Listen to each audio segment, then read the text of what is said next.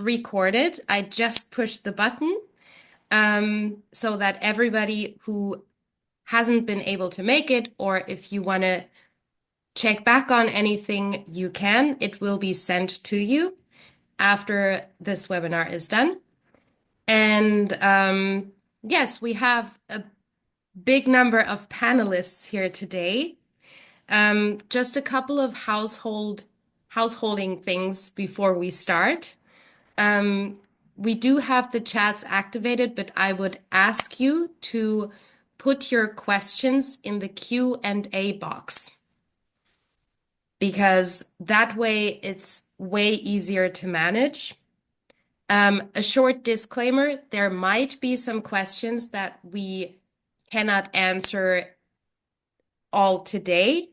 In that case, I will share my email address and you can send me your question, and I promise we will answer them after the webinar then. So you will get all of your answers and questions answered. And yeah, so there is already something in the Q&A, but we will get to you in a minute. But first, let's hear from the panelists, who they are and which department they represent. And yeah, let's maybe, Salvatore, would you like to start? Sure. So, hello everybody. I'm Salvatore, and I'm an associate professor at the Department of Social Sciences, and I also serve as the head of studies. So I'm responsible for education at the department. I'm very excited to be here with you, and yeah, to address any questions you might have about studying at LUT, Department of Social Sciences.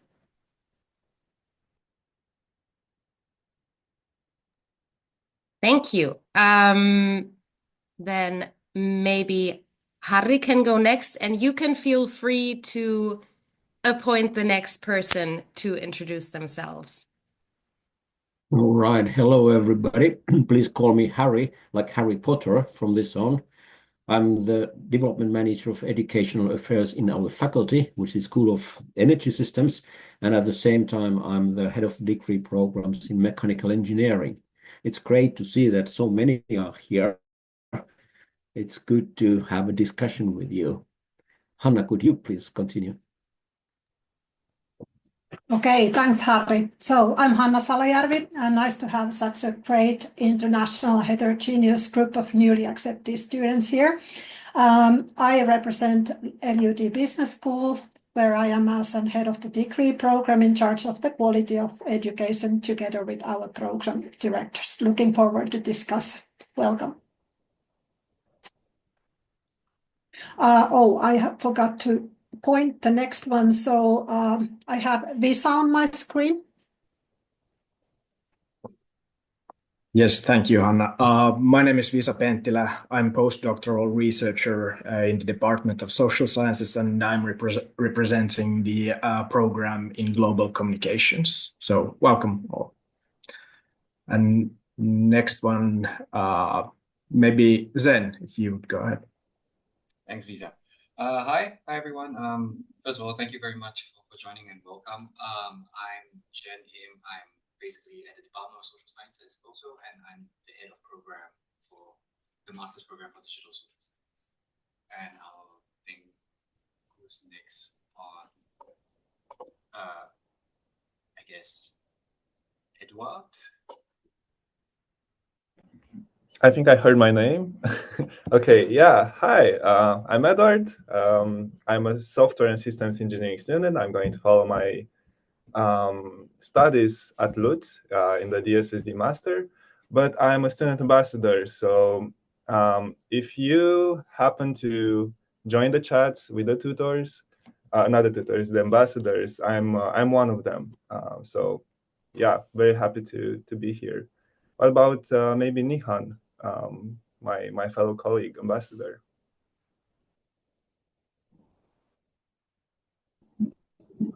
Yes. Hi, Yes. Hi, everyone. My name is Nihan, and I'm a second-year industrial engineering and management bachelor's degree student. I'm also one of the ambassadors, so if you have any questions outside of this webinar, feel free to pop up in the chats. And next,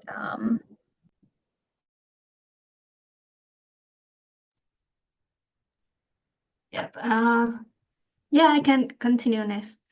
So my name is V, and I'm a second year master student in supply management, so LUT Business School. Yeah, very happy to be here in the webinar, and I hope I can help you with the question related to student life or anything else. Yes, I think we have. I think we have everybody. I Yeah. think everybody got to introduce themselves. That is fantastic. Okay, we already have a question about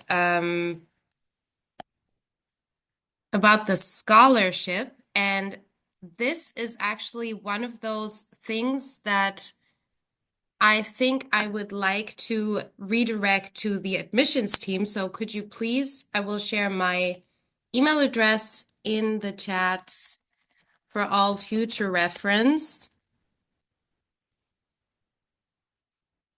Okay, so could you please send that to me? I'm happy to answer, but this is definitely the expertise of the admissions team. And the same to Milad. Can you please send me your question to the email address? We're happy to answer that, but this is definitely something that needs to be answered by our experts in the admissions team. But I think we have a great question here. Is it possible to do the studies while doing a full-time job? I think this is one that I would like to hear from all the different department professors, because I think it varies, but you can probably tell us a little bit more. Salvatore, would you like to start? Oh, I'm sorry, Harry raised his hand. Yeah, I'm not sure if we should do that, but I did it anyway. So That's first of all, great. thanks for these brilliant questions. I like this. And I guess that this is, of course, one of those important things that you consider when you come to Finland, or if you come to Finland. So we have different type of programs, like Susa said. So if you have a look to those materials which are available in internet, you could recognize, are we talking about blended teaching? Are we talking about contact teaching? Or are we talking about distance teaching? And exactly in the same way, in each course model, we have the same information.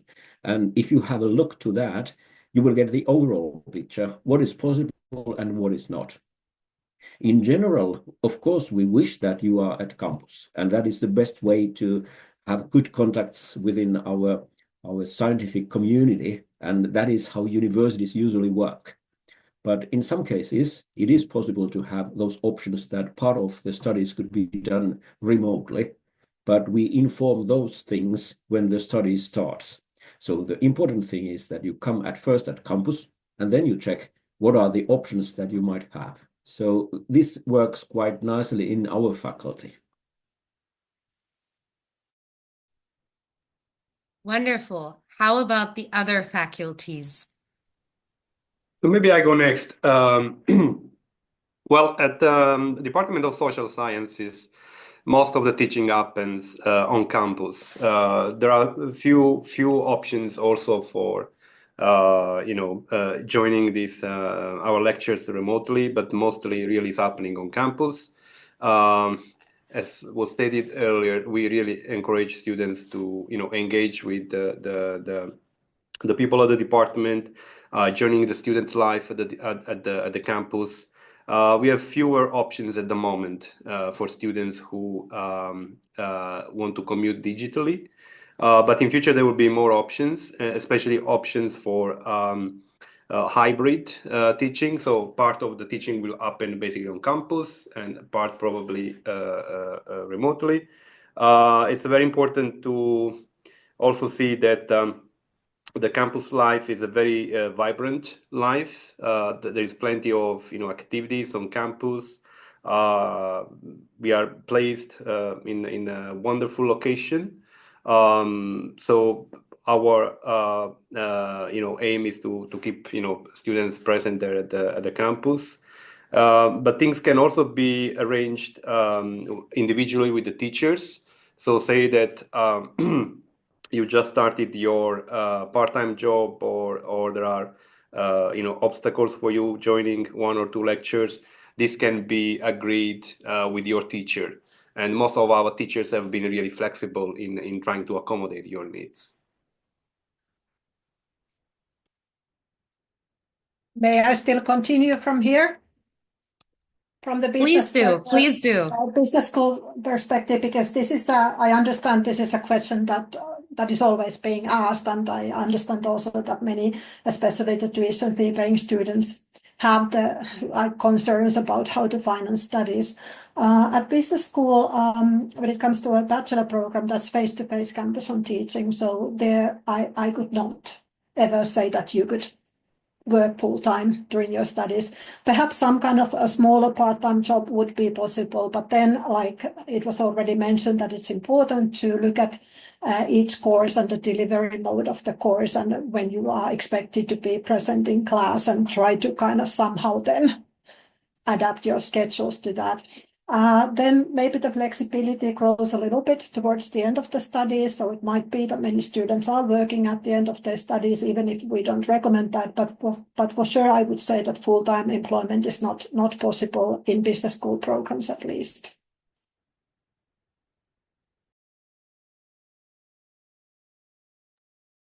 Perfect. Does anybody else want to comment on this? Okay, then I think we got some very yes, Visa. Please go ahead.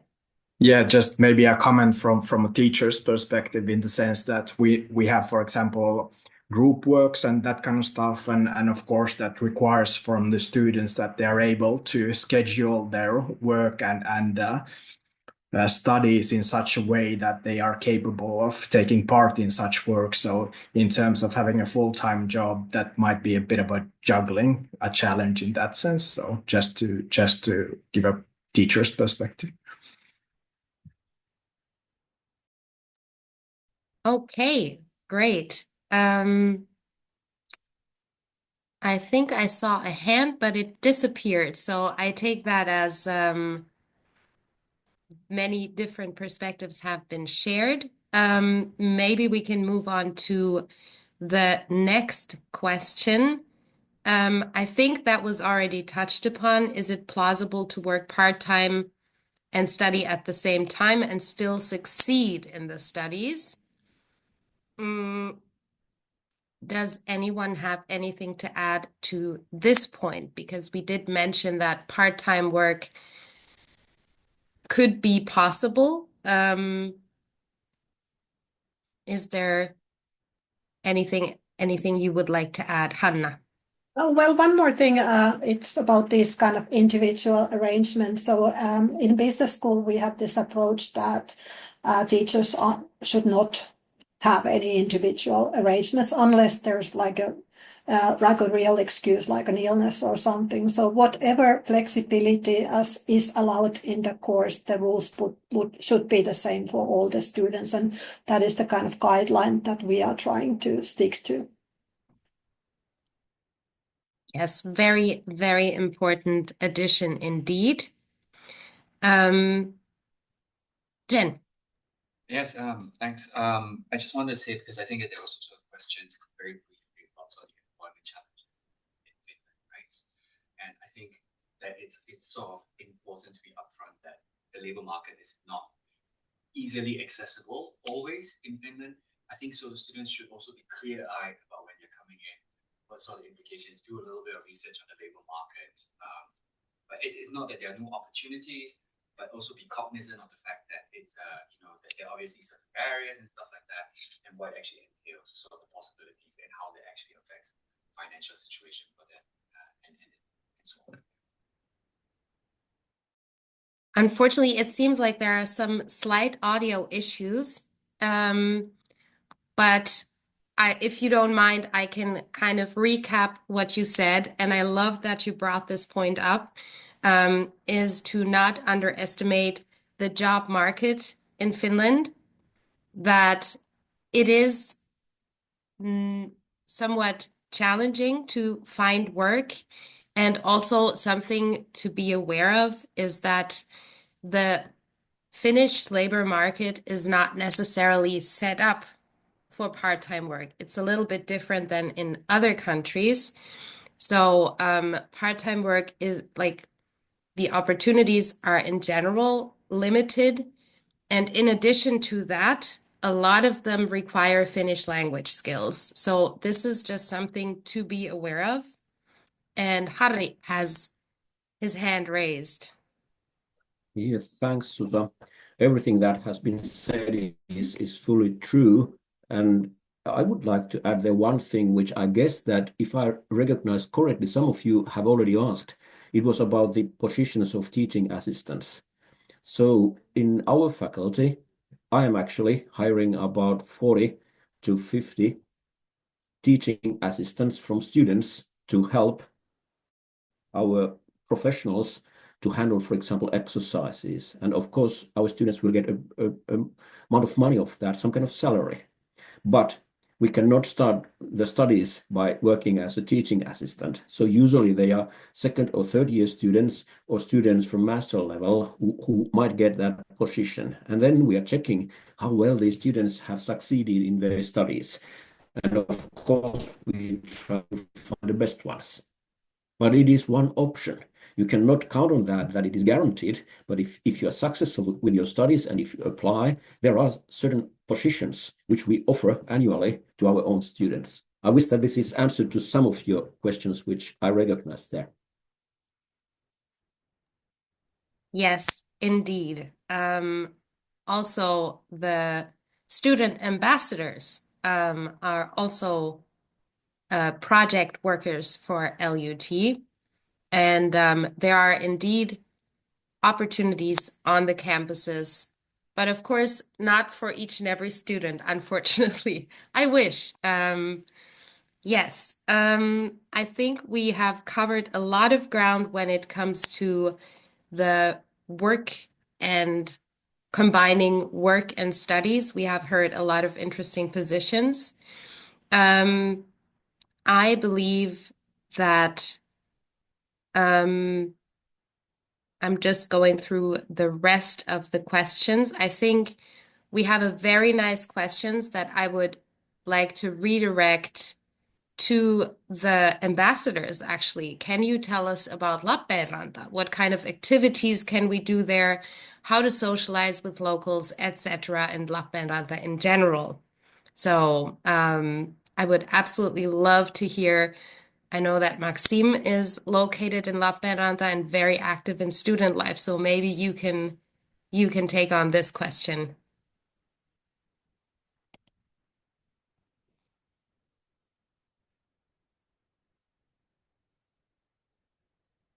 Oh, Maxime is not here. Eddie. Yeah, I was just about to say, I think Maxim has some problems with his mic, but yeah, I'm not living in Lappeenranta. Maybe V can Yeah. say something about that. Yeah. Yeah. So I've been living in Lappeenranta for a year when I'm start the master degree in LUT. So yeah, I can take this question. So yeah, to me, when I first went to Finland and then Lappeenranta, it was such a very beautiful city, peaceful, and also have very beautiful landscape, to be honest. Yeah, and I think you have a bunch of things to do in the campus and also in the city center. So Lappeenranta campus is very huge and very modern, have a lot of activity there for you to join. Yeah, I think we have sport hall and then like sport equipment for you to try after studying in the university. And then we have a lot of student club and guilds for you to join also for the community thing. Yeah, I think that's pretty much. Yeah. I think you covered a lot of ground. Harry. Well, I picked a number of interesting questions from that chat, and I guess that I have some promising answers to those students. One of the students asked a very important question about master level studies and about the master thesis. And the worries were that because the master thesis will last only 2 years, so how early you should start to think about the topic of the thesis and how it actually goes on.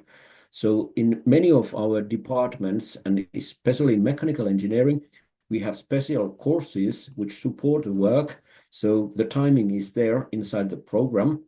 And usually the last spring semester is reserved for writing the thesis. So you don't have to worry too much about that. And then another question dealing with the same field was that would it be possible to work with the researchers that we have?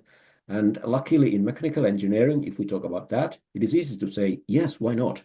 Actually, we have so-called MSc track, from which you can find topics for your thesis, and then you can work in close cooperation with the researchers from those groups. And because we are the faculty, where we have 4 departments, it is natural that we work together. So partly the questions which you had stated are brilliant, and the answers probably are satisfying you that yes, we are offering those options for you. And Salvatore has. Yes, I was actually thinking about the same question. There are different, slightly different practices within the department, but say that in general, we want to give our students the opportunity to graduate as soon as possible. There are some ambitious students who want to try to graduate even in 1 year and a half, which is very ambitious. But nevertheless, typically the second year, beginning of the second year, is dedicated to your project thesis. We are mostly organizing thesis seminars, where basically you have students, discussing their research ideas with the supervisors, and there will be several meetings where you get to present your ideas, discuss with your peers about your research ideas, or present your results, and get supervision from your supervisors. So I would, in general terms, recommend that you start to think very early on about your ideas for the master thesis. And if you know that there is a company or any organization that is, of your interest, you could even try to contact that organization and try to see if there's an opportunity even to collaborate with them. So the earlier you start to plan and think about your thesis, probably the better it is. If you have the ambition to conduct your thesis for any organization. We have a list of topics for our students. Of course, you are free to choose your own topic. We have also a list of organizations with whom we have been collaborating over the years. And we do not provide direct access to these organizations, but we can facilitate you collaborating with these organizations. So yeah, theses are also an important occasion probably for you to engage in research at the department. Right now, we don't have these these research assistant positions. Probably there will be future. As we get more projects in the house, there will be also opportunity to collaborate with researchers at the department.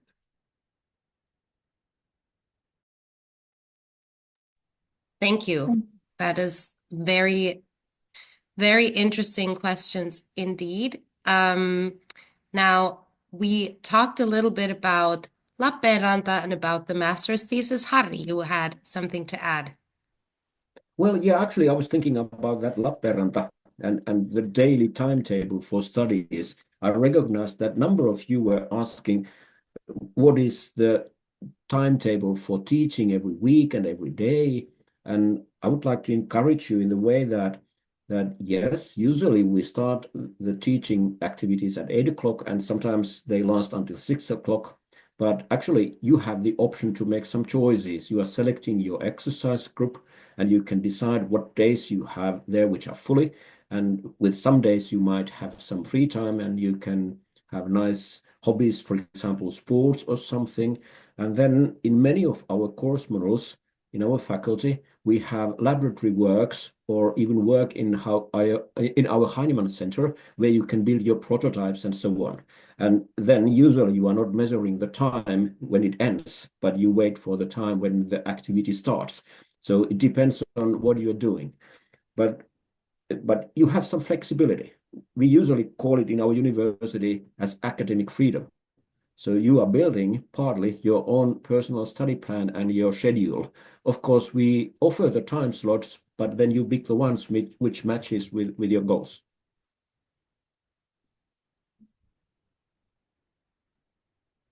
Salvatore. Yeah, unfortunately, I need to go in 5 minutes, but I want to share with the students, especially those who would basically move to Finland and would come from a different country. Of course, there are some cultural differences, of course, that you will find, and maybe some advice there. There are differences in the academic culture of different universities. In Finland, we highlight a lot, probably more in general in the Nordic countries, this idea of independent work. You have a lot of really space for yourself to design and think and plan your way through in a way. But what is different probably in many cases that you will find a relatively flat kind of hierarchy. So it might happen to you, there might be differences, but definitely in our department, you might find out that one of your teachers will, just introduce himself or herself with his first name and will tell you, just call me by my first name. So I come from a country, for example, where typically you have to say professor, doctor, blah, blah, blah, blah, before you get to the first name. So this is common. It happens very, very, frequently at our department. This might confuse some students who come from countries where there's a bit more, a little bit more hierarchy there. So you have to always highlight the title and blah, blah, blah. This might confuse them.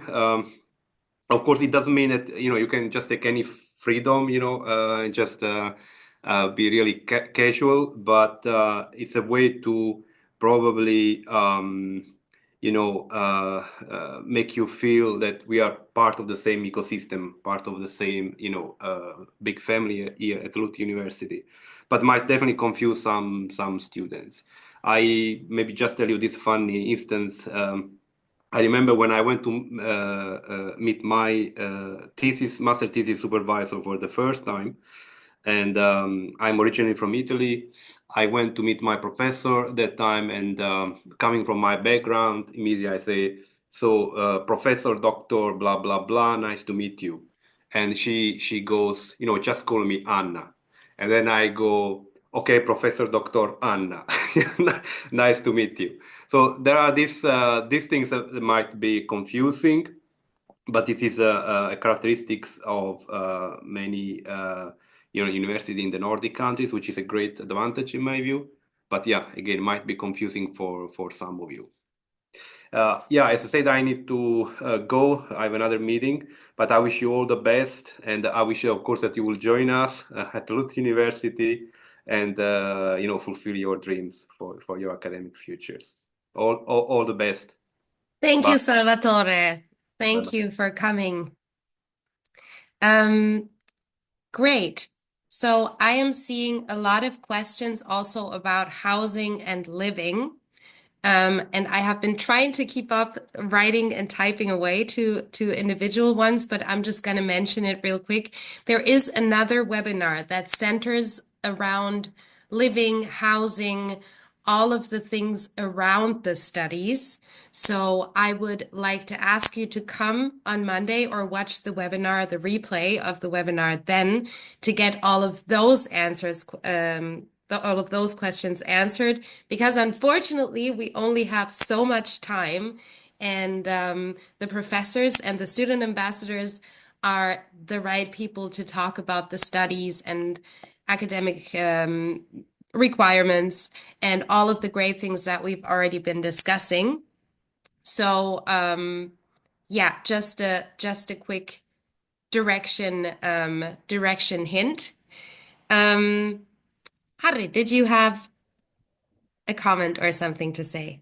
Yeah, thanks for saying that, so that we focus to these substance things today. So I recognize one good question from the list, and it was about material science program and then the elective studies. And I guess that we all can give some comments from our own departments and from our own faculties.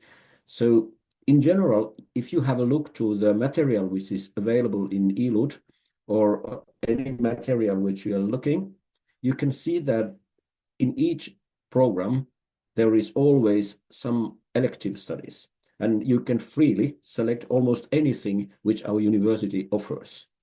But there are some programs which are so-called tubes, and then the number of those elective studies is a little bit limited. So depending on which program you have selected, you might have had the option to select a relatively good amount of credits from other departments. And if you have a look to those programs which are available, you can also recognize that with some programs we have so-called minors. And those minors could be selected from totally different type of areas. For example, you could combine mechanical engineering with business or vice versa, or you can combine electrical engineering and mechanical engineering. It depends your own wishes. And our study counselors will help you to find the right combination when you are here. After you have started your studies here, then you have the option to make those choices. And of course, our teachers and professors will also support you so that you are not alone. And then one tiny thing which I recognized that was interesting, some of you were asking, do you get support for Finnish language? Actually, yes. And we even have a minor about 24 credits in our faculty, which is only Finnish language. And they start from scratch. They do not expect that you cannot say anything, just maybe, hey, and that's all. And if you are able to say that, we support you so that you are able to speak relatively well the everyday language. So do not worry about that. It is a good challenge. We know the language is not the easiest one, but we will help you if you want to learn that, and if you want to, for example, later get the position in Finnish industry. Yes, I also do have a question that I think the ambassadors can also. Oh, I'm sorry, Nihan, did you have something to add? Please go ahead.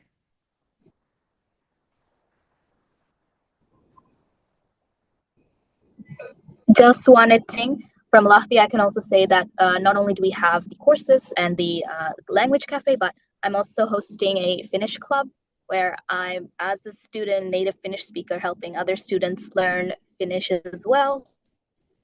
So there are lots of opportunities in the Lahti campus.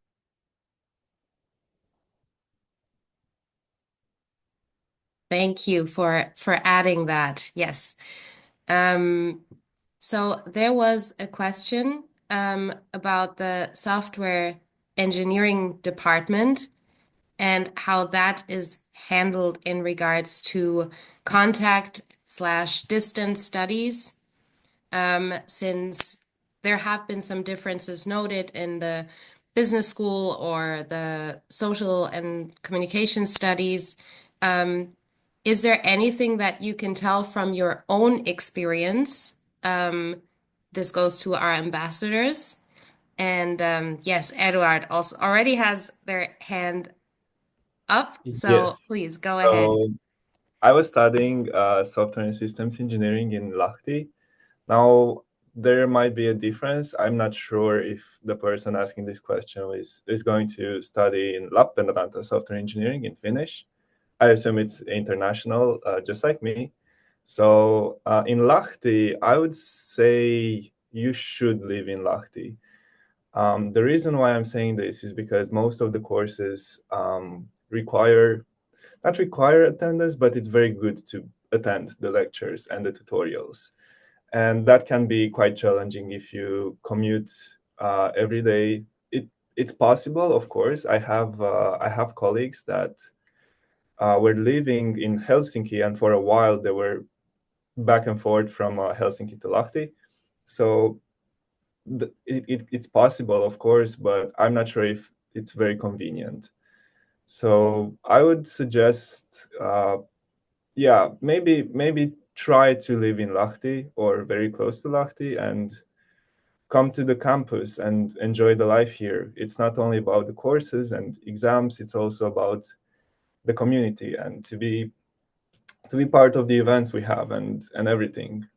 Enjoy the student life here with us. That's my piece of advice. Thank you, Eddie. Hanna.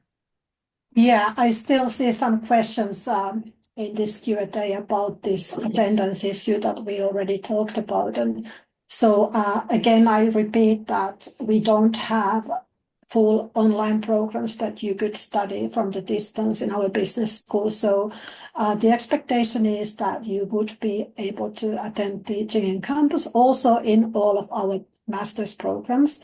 And actually in our master's programs, the kind of guideline is that in particular, the first year autumn courses are mainly taught on campus in order to kind of support this kind of feeling of togetherness and networking, and also, to learn to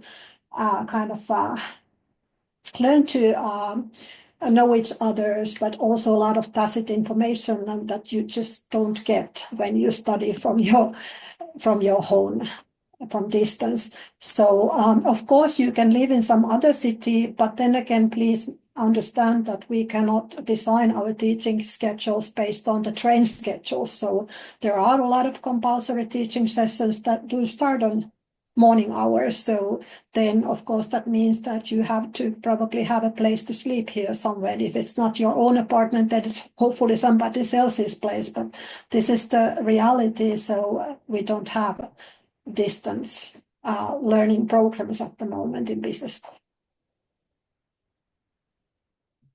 Yes, Harry, I see your hand. Is this related to Hanna's question? Yep, I Or would like to comment? continue from what Hanna said. So I guess that for all who are present now, it is important to recognize the difference. If it is mentioned that something is blended teaching, it does not mean that it is fully distance or remotely. So be careful with that term. It means that there might be some laboratory activities, some obligatory or mandatory lectures at the campus, and then it is not possible to try to handle things, for example, from Helsinki if the campus happens to be in Lahti. That blended is a dangerous friend. It gives you some freedom, but it doesn't mean that it is distance. So check that when you make your choices.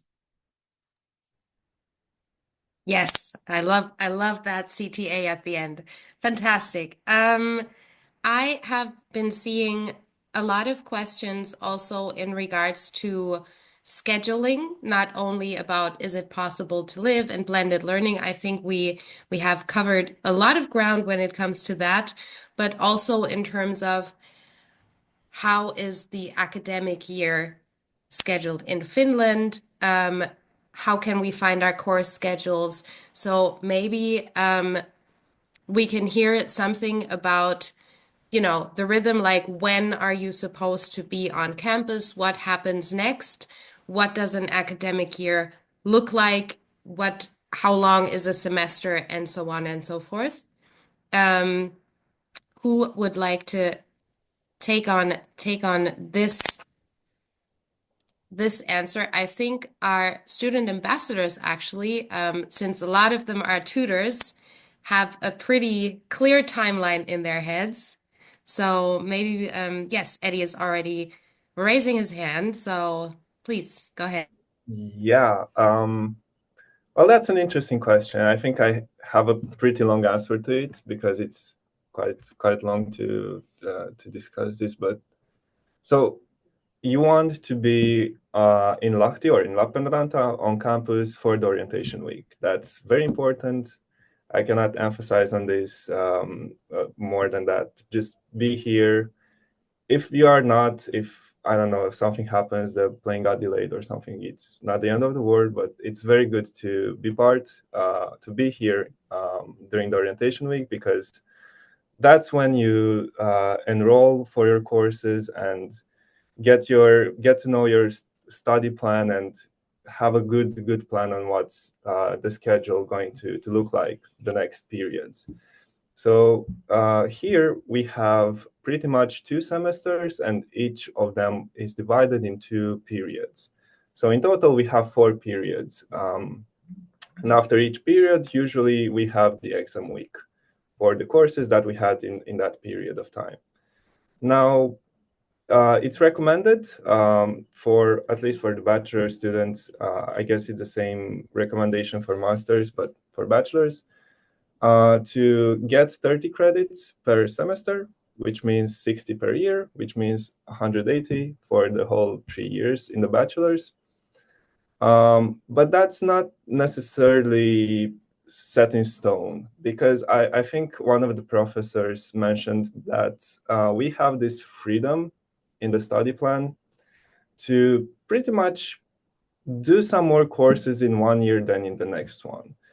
So it's pretty much up to you. There are, of course, prerequisites to some courses, which means if you want to get some courses in the first year, it's not really possible because you have to pass the prerequisites for that. So something before that.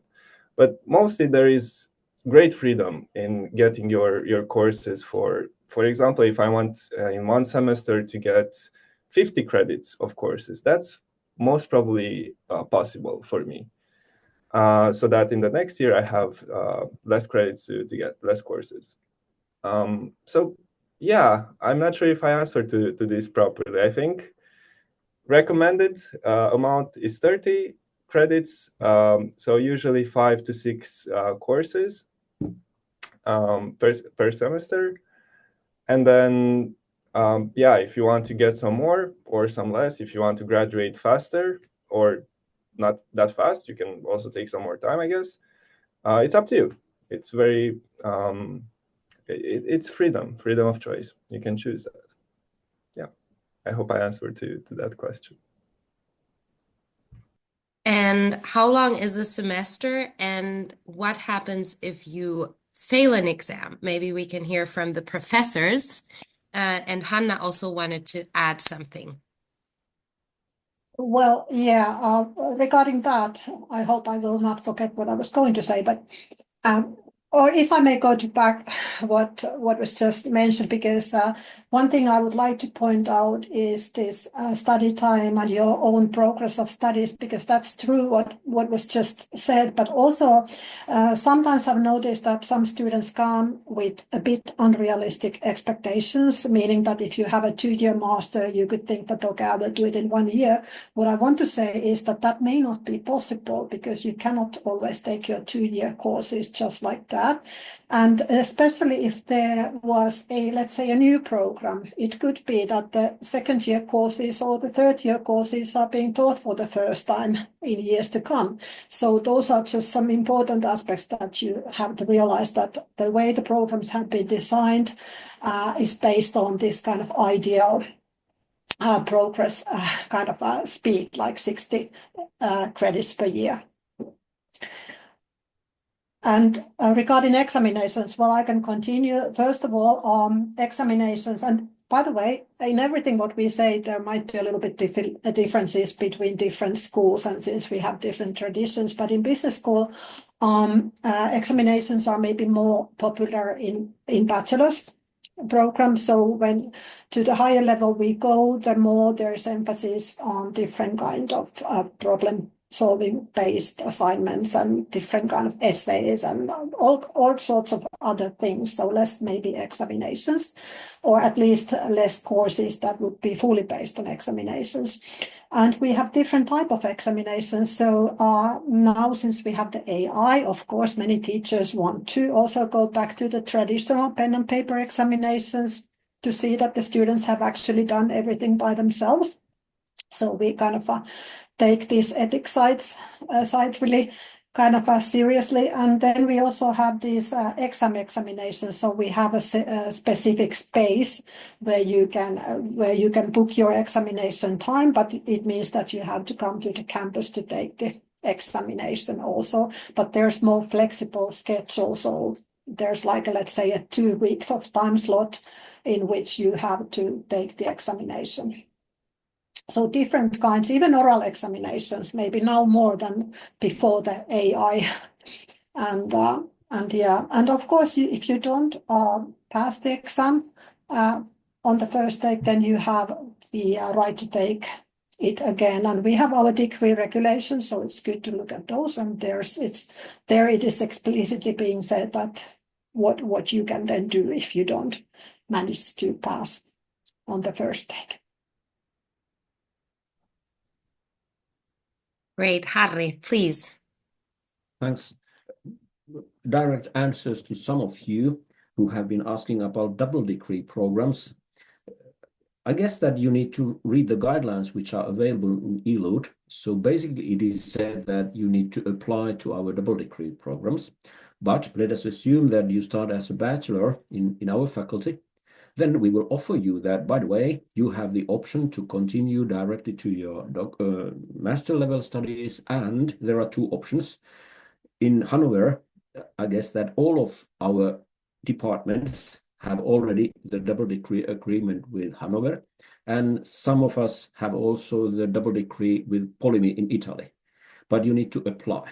And then on master level, if you come directly to that, it is also possible, but then of course you already understand the time limit within which you need to make the decision is relatively brief. But please look from LUT, what are the details? There are some requirements. And of course, you understand that if you, for example, would like to go to Italy or Germany, the language skills are in key role so that you can handle things there. And then another question, which I guess I can answer directly, is about work experience. Some of you were asking that, does our university arrange the positions from industry? Unfortunately, not directly, but we have those so-called strategic partners with which we are working quite closely. And of course, if we recognize that we have good students and the company asks, do we have good students? We can mention that, by the way, that company is currently hiring some persons there. So in that way, we of course support, but we do not directly arrange those things. I wish that this answered to some of your questions. And when it comes to, because this is also a question that has been asked about support in career development, yes, the answer is a big resounding yes. There is, we have our wonderful career services that do a fantastic job, really. They give you training on CVs, on LinkedIn visibility. They provide events that help you connect with companies. They do so much. So from the minute that you sign up as an LUT student until even after graduation, they are here to help you, and they are here to guide you through the career building process. They are not necessarily in charge for finding you a part-time job, but when it comes to your career aspirations, we actually have a dedicated team to really help you with that. On top of that, the guilds and the student organizations are also really active. So they continuously organize some company excursions that you can take part in that are definitely a part of their offers. And we also highly recommend that you, once you come here, especially for the master students, start using those services because there is so much on offer, and you can get a lot of help and a lot of support. So please, it's great that you're asking that. Please check out the career services. I'm sorry. I'll in a second I'll grab a link and send you that. But once you're an official student and have accepted your study place, you can sign up and join all of their offers and benefit from all of the help that you can get there. Hanna. Yeah, from the business school perspective, I just wanted to add that it's quite normal that students then work during the summertime. So, but of course, it depends on the kind of individual activity of a person that how much, because we don't have those jobs ready for anybody. So it's normal that the students seek the positions by themselves. But what we then try to do is that we try to have a lot of like corporate connections on courses. We have a lot of like different kind of problems, real life business problems for our students to solve, so that get kind of some kind of contacts with the companies during your studies. But really, it also, as I said, it depends a lot on the individual activity level. But most often, our students do the final thesis for companies, like it was already mentioned here, that the same applies on the business school side as well. And I think that maybe because if you look at the business schools in Finland, we are the place where most theses are being theses are being done for companies compared to other Finnish business schools, and that has probably something to do with us being located also in the University of Technology, where it has always been a tradition. There's just one thing I wanted to clarify, because I see a question about that will you get a degree in BSc if you don't do the master's here. So just to clarify the Finnish systems, that once you become accepted in a BSc program, it means that you will have the degree study right until the very end. So you do first the 3 years bachelor, and then you do the 2 years master of your choice. Of course, you graduate as a bachelor in between, and then it's up to you whether you continue. Of course, we hope you would continue in our university and find a suitable master's program here, or then you are free to, continue your studies in other place. But just it's good to look at what we have. There are certain kind of limits on when you are eligible to master studies, what you have needed to be done at that point.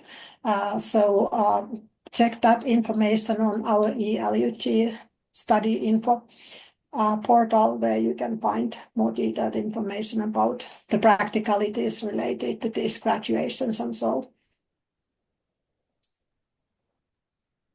Yes. Great. There are so many questions.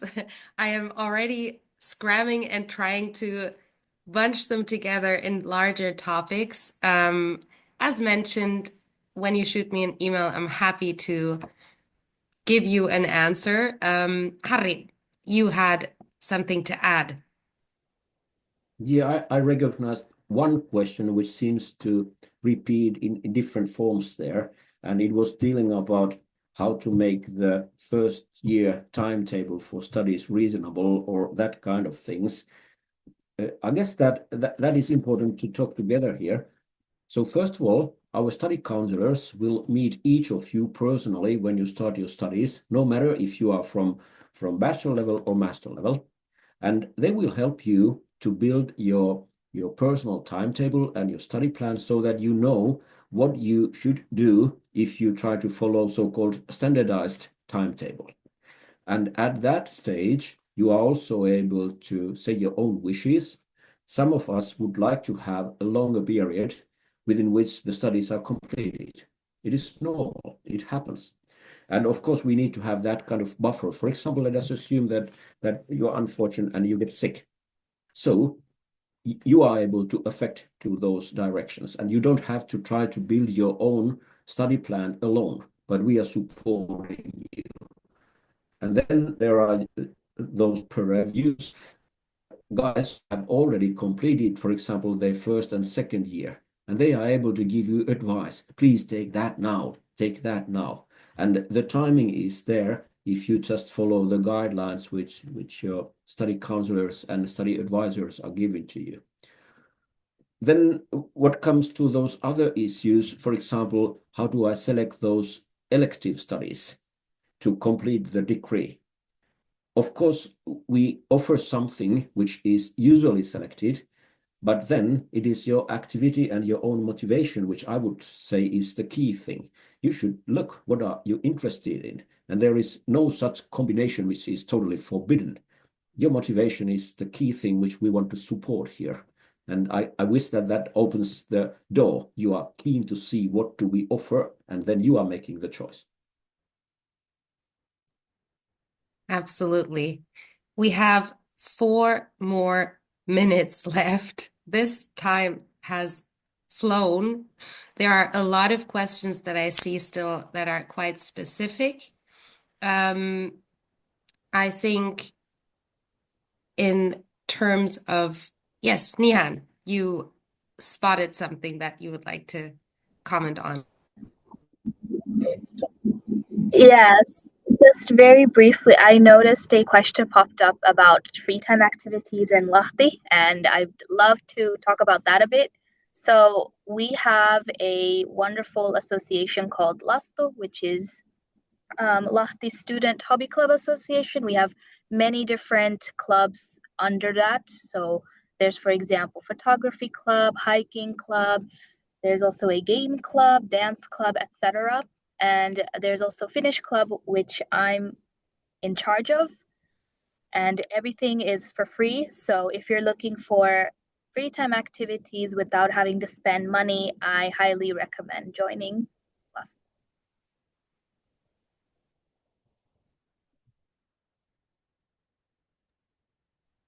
Perfect. Thank you so much for sharing.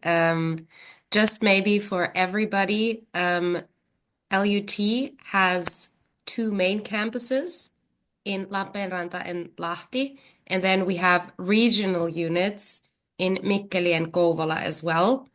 So just for everybody to understand that. Okay, we have 2 more minutes, and I would like to turn to our professor panelists who is there anything that you would like to share with the students who have now received a study place? Any piece of advice, any last wishes, anything that you would like to tell them?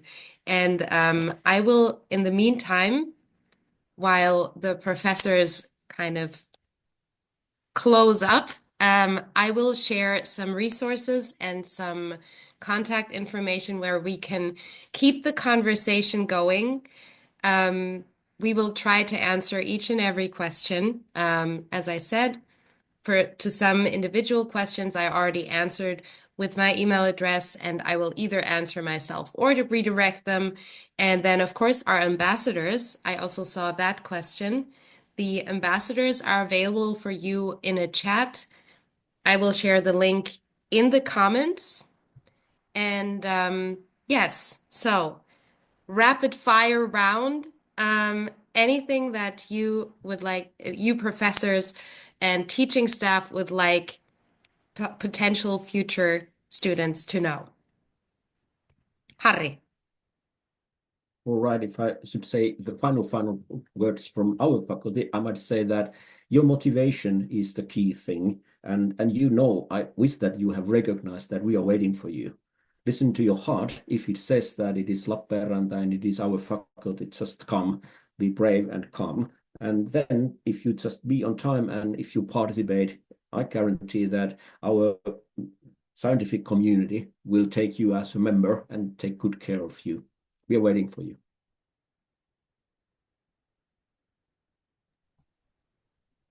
Well, if I continue, what it takes to study successfully, I think that this kind of time management is the key issue, and of course your personal motivation, like like Harry here said that. So I would just like to encourage everyone to be as proactive as possible and really to attend. And I think that by being present in teaching and participating, you are in so much better situation when the examination comes, and it helps you a lot. And also that way you will get to know your peers. And I think that those networks that you develop during your studies, they are often the ones that take you much longer in your life, and that will be of benefit to you later on, wherever you go.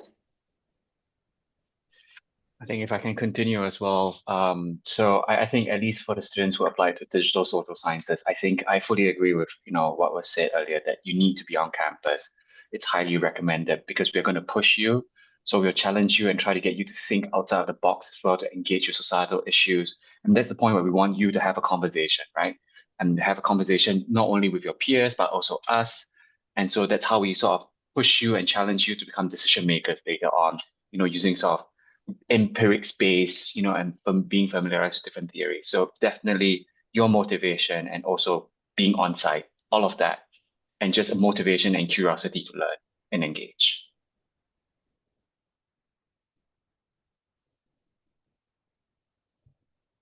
Visa, any closing words from you? Yeah, just seconding all what was previously said. So you need to be active, be ready to develop yourself. So it's not that, you just imbue the knowledge, you need to read, you need to write, you need to collaborate, and it's all up to you. It's, as said previously, we rely on your activities here. Okay. Did we now hear from everybody? I think we did. Yes. So thank you so much for the mega active participation. It was amazing, all of these interesting conversations that we had. Let's keep them going. I have shared the link to the ambassador chats. The ambassadors can answer any and all questions in regards to their own respective program, but also about living in Finland. And do not forget, there's another webinar coming up on Monday where we talk a little bit about everything around studying. So please join. You will find the invite link in the newsletters that were sent out just recently, and you will get another one soon. Yes, I think I can say on all of our behalf, all the best for you. Of course, we are hoping to welcome you soon in the land of the curious. And but even if not, all of the best to you and to your academic future. Thank you so much for participating. Thank you. Bye. Thank you, Thanks. everybody. Bye. Bye-bye. Bye.